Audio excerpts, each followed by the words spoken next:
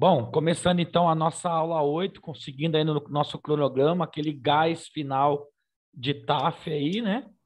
Então, vamos lá. Hoje a aula também é rapidinha, porque eu vou tentar fazer as aulas mais sumárias possíveis e mais objetivas possíveis, tendo em vista que para vocês terem uma boa noção, e já que tem que estudar mais firme em português, dar uma dedicada aí nas matérias que tem mais perguntas, mas aquele pontinho, às vezes, em história, em geografia, pode ser o diferencial para vocês ali, para estar se classificando aí para a segunda fase, indo bem pontuado para a segunda fase, né?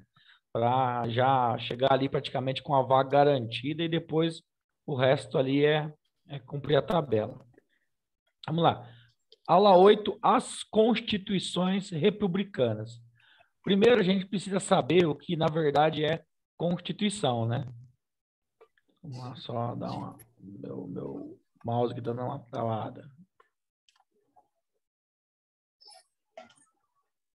Beleza. Então, aí, ó, vamos lá. Vamos ver a definição da palavra Constituição, né? Segundo o dicionário Michaelis, aí, Michaelis, para quem quiser aí, o que é uma Constituição? Primeiro, o que significa a palavra? É uma ação, né? Ou seja, é um verbo, né? Constituir, substantivo constituição, é toda ação, processo, efeito de constituir, criar algo, né? De formar um conjunto, uma formação, uma organização. Beleza? Tá, joia. Então, a gente tem aí um conjunto de elementos que constitui um todo, uma composição. Acho que tem alguém com o microfone aberto. Estou escutando alguém digitar. Deixa eu ver aqui. Lucas, fechou. Agora fechou. Beleza. Então, um conjunto de elementos que constitui um todo, né? Uma composição. Beleza? O que também significa a palavra Constituição? O conjunto das características, um corpo quanto à sua estrutura biológica, aquela compleição corporal física, né? Então, o corpo é constituído, nossa constituição corporal. Mas para a nossa aula de hoje, o principal significado da palavra conjunção está aí no nosso número 4, que está dizendo o que para a gente? É o conjunto das leis fundamentais que regulam a organização política de uma nação, geralmente proposto e votado por um Congresso constituído. Geralmente por quê? Porque a Constituição pode ser promulgada, ou seja, feita por um Congresso, por uma Assembleia Constituinte, né? Por pessoas que tenham recebido aquele poder do povo, dos eleitores, para aquele determinado fim. Ou ela pode ser outorgada, ou seja, alguém impôs aquela Constituição, ou seja, em regra, proposta, né, e votada por um Congresso constituído por representantes do povo, impondo regras, ou seja, as leis de ação, em regra, inflexíveis, porque a Constituição, como ela é a base, é mais difícil você alterar uma Constituição. Então, vamos ter lá no nosso artigo 5º, o princípio da dignidade da pessoa humana, o devido processo legal, ninguém vai ser punido sem lei anterior que prescreva aquele crime. Então, isso, não temos pena de morte. Então, para você tentar mudar a Constituição, os princípios básicos, ele é praticamente que inflexível, tá? Quanto aos limites das atividades e competência dos poderes públicos. Então, vai dizer os direitos dos cidadãos e também vai impor limites para aqueles que detêm o poder. Então, por exemplo, na Constituição está prevista que o domicílio ele é o asilo inviolável, né? Ou seja, sua casa não pode ser invadida por qualquer um, tem que ter um crime, tem que estar havendo um flagrante delito, a Constituição prevê isso, ou se não, um mandado judicial. E detalhe, o mandado judicial, ele só pode ser cumprido durante o dia, né? O pessoal, em regra, fala que é das 6 da manhã às 6 da tarde. Isso para que o Estado não haja na surdina, né? Não haja fora dos limites da luz, né? Da luz solar. Então, estabelecendo direitos, deveres, garantias individuais de seus cidadãos, buscando assegurar a ordem social. O que é ordem social? É manter a paz de maneira que você tenha regras bem estabelecidas para que aquele jogo aconteça, ou seja, aquele país aconteça. Vamos pensar num jogo de futebol. Se valer de tudo num jogo de futebol, aquilo vira uma balbúrdia. Então, um jogo de basquete, um jogo de vôlei, qualquer esporte, ele tem regras bem definidas para que não vire uma balbúrdia. É para isso que a Constituição. E tudo que vai nascer de leis depois tem que nascer desta Constituição. Não pode nunca ofender aquela Constituição. Então, a paz e a justiça para todos. A Constituição de um país, esse elemento jurídico que constitui um país, recebe alguns nomes, né, que nós vamos ver por aí. Carta Constitucional, Carta Magna, Lei Básica, Lei Maior. Então, ela recebe esses nomes também, por quê? Olha aí, porque ela está acima de todas as outras normas que existem num país. Para vocês terem uma ideia, a convenção de um condomínio, para quem mora em condomínio ou já viu isso, que é aquelas regras de convivência, tem que respeitar a Constituição e respeitar as leis que estão abaixo da Constituição e que dela vieram. Beleza? Então, isso é uma Constituição, tá bom? Não poderíamos começar nossos estudos, falar das nossas constituições, sem antes ter uma definição bem nítida do que significa essa palavra Constituição. E nada melhor que o nosso bom e velho pai dos burros, que na verdade é pai dos inteligentes, né? As pessoas têm perdido esse interesse em consultar o dicionário, que ele é muito importante, principalmente para a pessoa ganhar vocabulário, né? Saber verbalizar, quem está querendo ir para PM, né? Um PM culto ali que sabe verbalizar é muito importante. Interpretação de texto, né? Às vezes a pessoa barra ali por falta de conhecimento de significado, barra na interpretação, porque é lógico, um concurso ele não vai se preocupar em fazer um texto mais simples. Ele quer mesmo ter um grau de dificuldade, inclusive aumentando palavras diferentes daquelas que nós estamos acostumados a dizer, né? Ninguém sai falando por aí, né? Tanto que quando você escuta uma pessoa falando, olha, aquilo foi constituído, você fala, pô, é o advogado, é advogado aquilo ali, tá? Que é advogado que usa muito essa expressão constituído.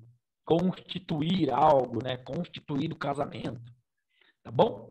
Então, por extensão, podemos dizer também, aí no número 5, que é a coleção de leis ou preceitos que rege uma corporação, uma instituição, uma ordenação, estatuto, regulamento, regimento, igual acabei de falar do condomínio. O condomínio, ele é constituído por uma convenção. Então, nós podemos dizer que a convenção, por extensão, seria a constituição daquele condomínio, né? O condomínio é o exemplo mais clássico que a gente tem de normatiza e de regramento que limita poderes do síndico. O síndico não pode chegar e invadir, eu sou o síndico, vou invadir o teu apartamento, né? Vou invadir a sua casa, né? Olha, eu sou o super síndico, né? Tem essa capa preta aqui e mando prender e faço acontecer. Não, existem regras, delimitações, tá bom? E o jurídico também, ainda a gente tem o ato de estabelecer algo juridicamente, né? Eu vou constituir uma união estável, né? Você vai lá, faz a declaração de união estável, né? Aquela coisa que inventaram para substituir o casamento, né? Deve ter sido as mulheres são criativas para para fazer maldade com os homens. Vamos lá. Vamos lá. Continuando. Hoje o computador está sem querência, hein? Eu acho que eu devia ter exibido só a tela 2. Espera aí que eu vou tirar, porque quando eu coloquei a compartilhação de tela, pessoal, o certo é colocar. Eu acho que aqui deixa eu só interromper o compartilhamento, vou compartilhar a tela, que é melhor.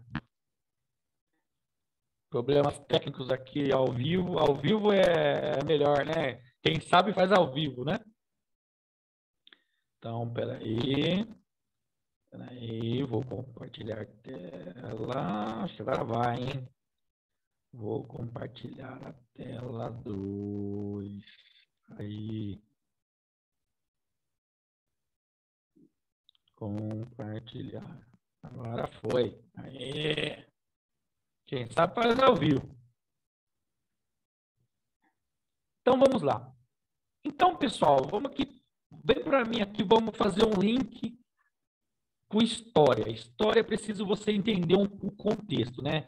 Como que nesse curso nós não conseguimos seguir aí uma sequência cronológica dos fatos históricos do nosso país. Às vezes, para quem estava no nosso cursinho da ESA, por exemplo, a Michelle e tal, o curso da ESA era um pouco mais completo, porque ele tinha uma carga maior de história.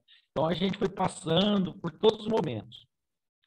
Quando eu falo em Constituição, são países independentes, ou seja, um país soberano, um país que é reconhecido, olha, aquilo ali é a bandeira de tal país, tem tal presidente, tem tal rei, tal primeiro-ministro, né? Como nós vemos o Brasil hoje.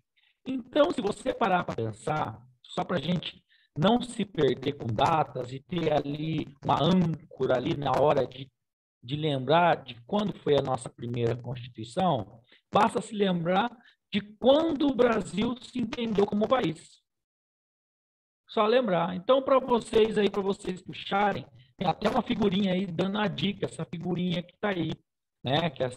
Que esse personagem histórico que está aí, né? Então, quem foi?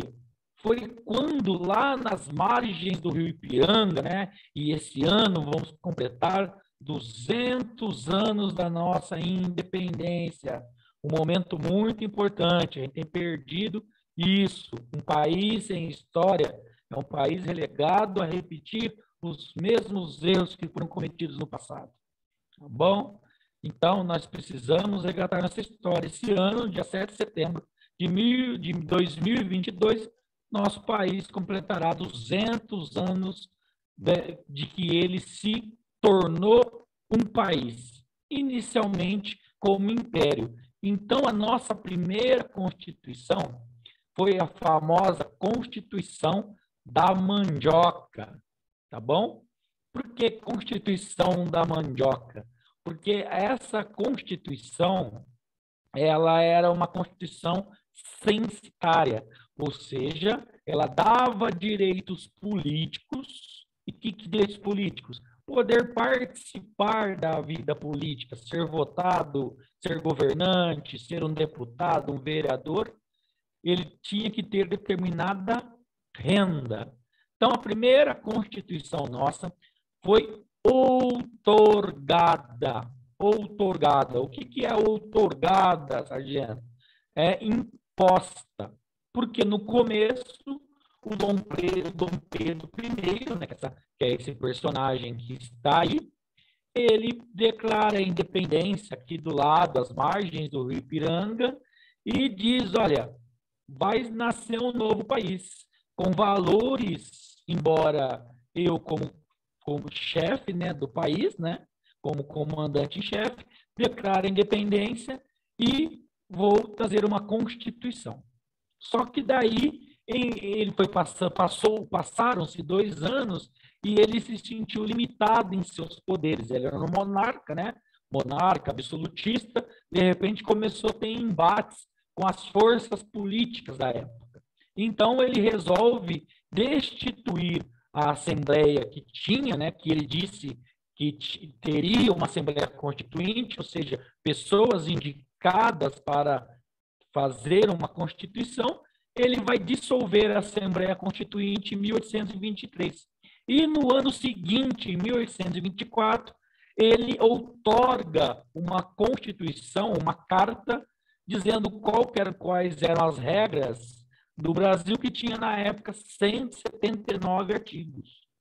Então, essa Constituição de 1824, ela vai trazer o fortalecimento do poder pessoal do imperador, que o Portugal, ele era rei, né? Ele era o príncipe, né? Porque ele era filho do Dom João, que era o rei de Portugal. E Dom João voltou para Portugal. E Dom Pedro vai voltar 2 anos depois aqui, deixando o teu filho aqui, né? Com 9 anos de idade, Dom Pedro II. Mas, então, ele vai criar o poder moderador.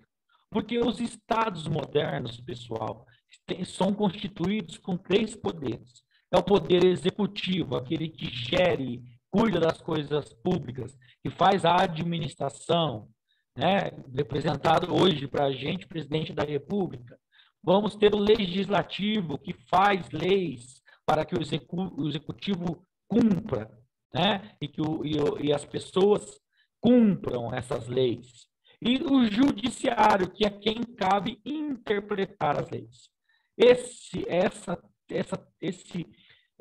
tripartite, essa tríplice divisão dos poderes foi idealizada lá por Montesquieu, lá na Revolução Francesa.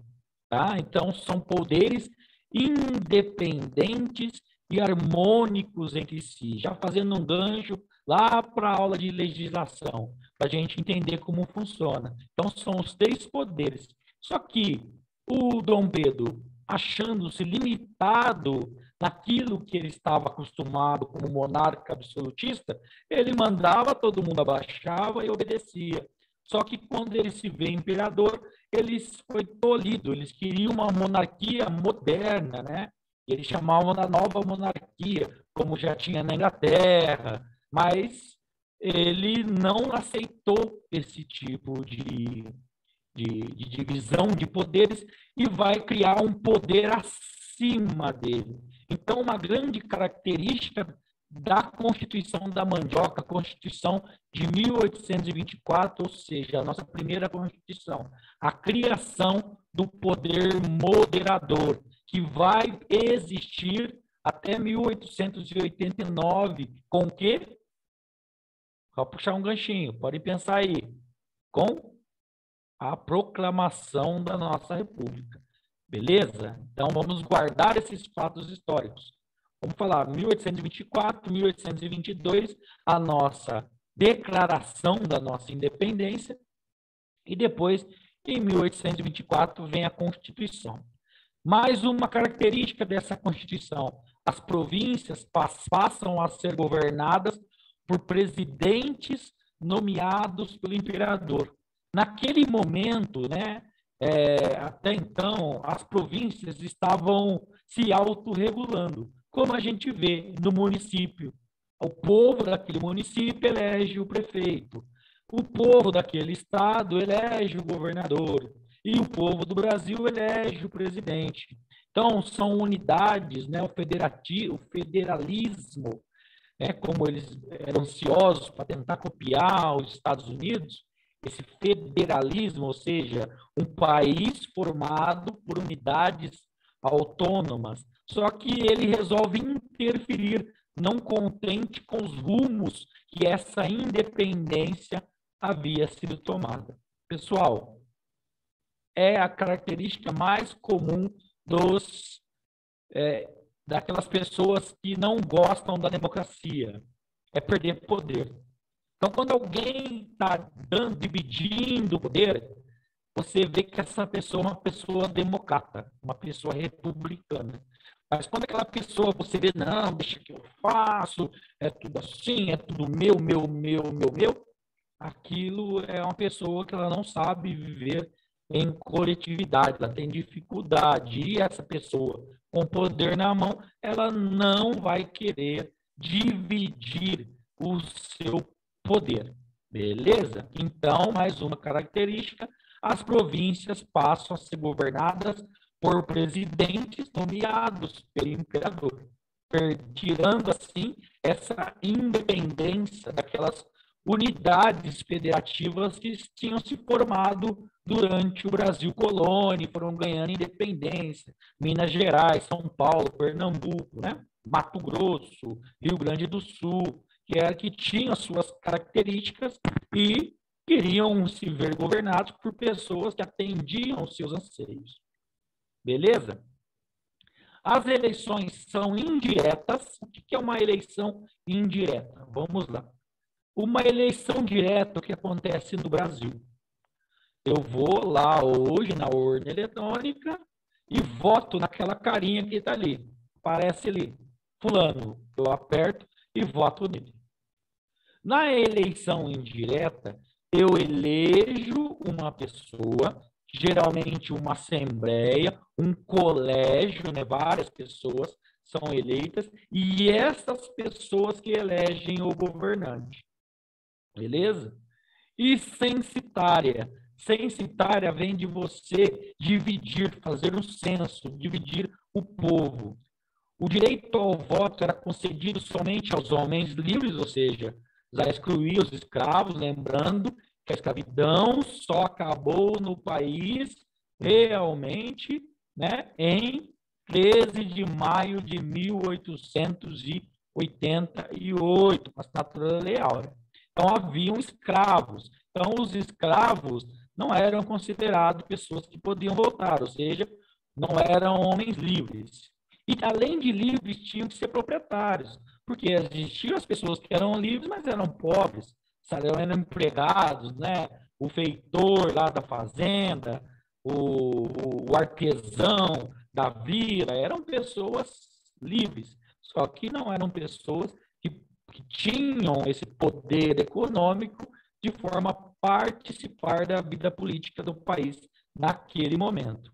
Então, as pessoas tinham que ter um nível de renda fixado aqui na quantia líquida anual de 100 mil réis por bens de raiz.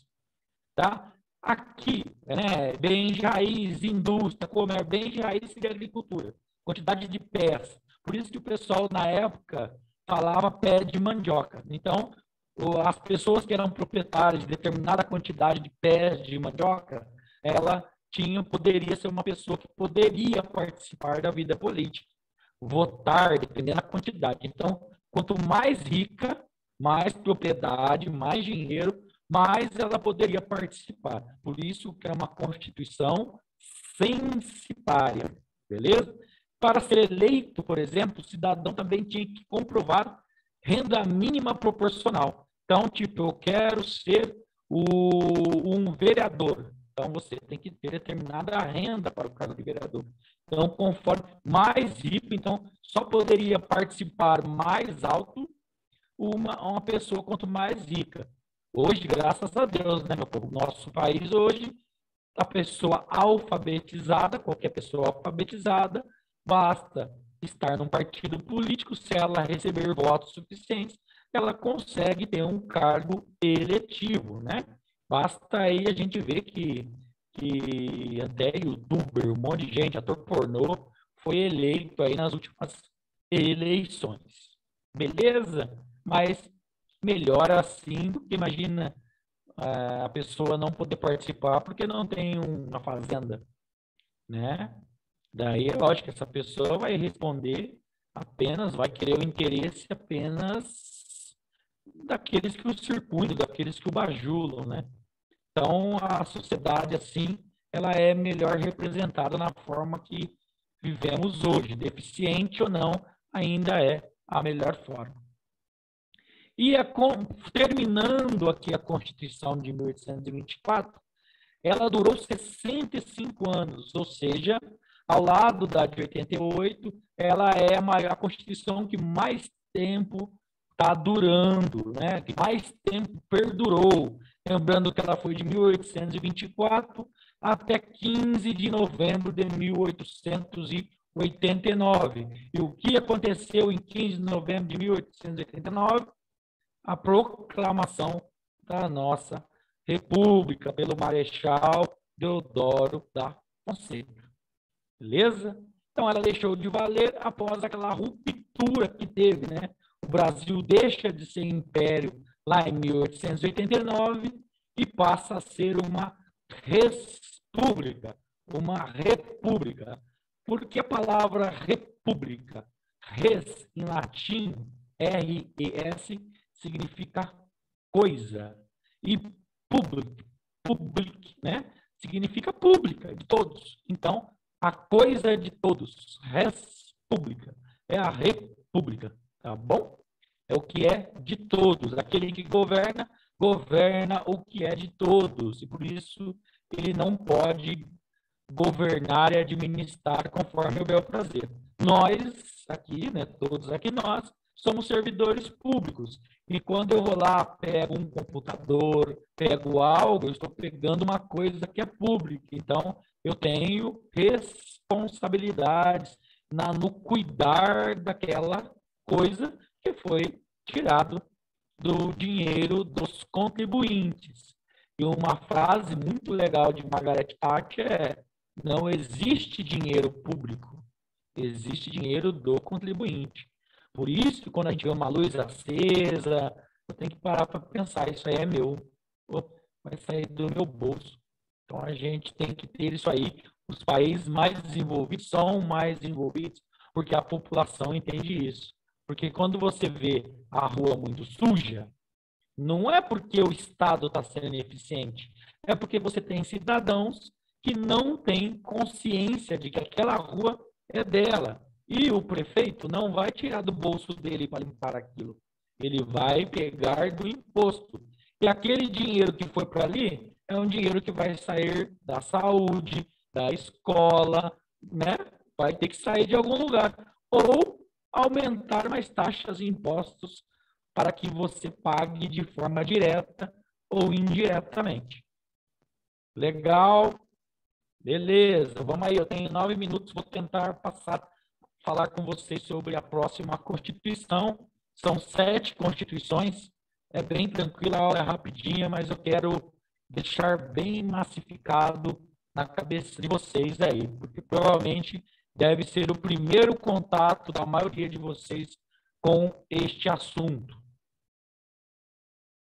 Vai ter gente que vai chegar amanhã e falar, olha, hoje eu vou constituir, né? Vai chegar lá, né? A própria Michelle hoje estava lá no CNSE, né? Dando papel, carteirada. Todo mundo ficou com medo quando ela entrou aquele papel ali. É isso aí. Beleza, vai chegar lá amanhã, né? Vai chegar no CNSE constituindo. Beleza? Então, beleza. Vamos lá. Então, vamos agora, a gente viu 1824, uma Constituição outorgada. Agora, em 1889, temos a proclamação da nossa independência. E com isso, já que era uma república, precisávamos de uma Constituição republicana, tá? Porque aquela de 1824 não nos valia mais, embora ela ainda estava sendo seguida, porque não dá para você sumir, zerar a Constituição, senão você não tem regras. Então, embora ela em alguns aspectos foi totalmente cancelada, mas ela manteve alguns aspectos, porque era necessário uma nova Constituição. E isso vai acontecer ali em 24 de fevereiro de 1891, que vai nascer a nossa segunda Constituição. Então, as mudanças começaram a ser gestadas após a proclamação da República em 1889, em 15 de novembro de 1889, em que o Marechal Deodoro da Fonseca, que foi quem proclamou a nossa República, ele foi o chefe do governo provisório. E ele e o Rui Barbosa, que era o seu vice, nomearam uma comissão de 5 pessoas para apresentar um projeto a ser examinado pela futura Assembleia Constituinte. O que é essa Assembleia Constituinte? São aquelas pessoas que o povo vota, né? Nós nunca passamos por um processo. Falam-se de se fazer uma nova Constituição. Muito se fala. Mas a Constituição que está aí demorou 5 anos para ser promulgada. Então, ela é uma Constituição bem elaborada. Necessita de adaptações para atender às necessidades atuais. Mas você agora zerar, a gente vai ver aí que é perigoso. Tá bom? Então, futura Assembleia Constituinte. Então, quais são as principais inovações que vão surgir nessa Constituição de 1891? Uma instituição da forma federativa de Estado e da forma republicana de governo. Instituição da forma federativa. O que é uma forma federativa? Eu acabei de falar para vocês. Você tem o país dividido em vários territórios menores, e esses territórios menores são ainda divididos em territórios menores ainda. Então, nós temos a União, o Brasil, ele é dividido em federações, São Paulo, Minas Gerais, Pernambuco, Mato Grosso do Sul, Tocantins, e assim vamos por 27 unidades federativas, 26 estados e um Distrito Federal. E eles, por sua vez, eles, né, são divididos em municípios. Essas unidades territoriais têm certa autonomia. O melhor dos mundos é a americana, que os estados têm liberdade, inclusive, para legislar na esfera federal. Mas o Brasil, por motivos históricos, ele tem essa característica mais centralizadora na mão do governo central. Tá? Não é porque somos o país do mundo. É a questão histórica, né? Nós fomos colonizados. Já os Estados Unidos, por exemplo, eram 13 colônias independentes que resolveram se unir para formar um país, as tal das 13 colônias. O Brasil não. O Brasil veio um governo primeiro que começou a dividir nosso território. Então, daí depois que nós fomos serem divididos partindo de um governo central. Beleza? Vai ter o estabelecimento da independência dos poderes. E quem não vai existir mais aqui, pessoal? É o tal do poder moderador. Então, uma característica da Constituição de 1891 foi a extinção do poder moderador. Uma característica muito importante. Ou o estabelecimento da independência dos poderes executivo, legislativo e judiciário. A criação do sufrágio. O que é o sufrágio? É a participação política, é o voto, com menos restrições. Não era ampla, porque ainda as baixas patentes das Forças Armadas, as praças, os mendigos e os analfabetos não poderiam participar ainda da vida política. Beleza?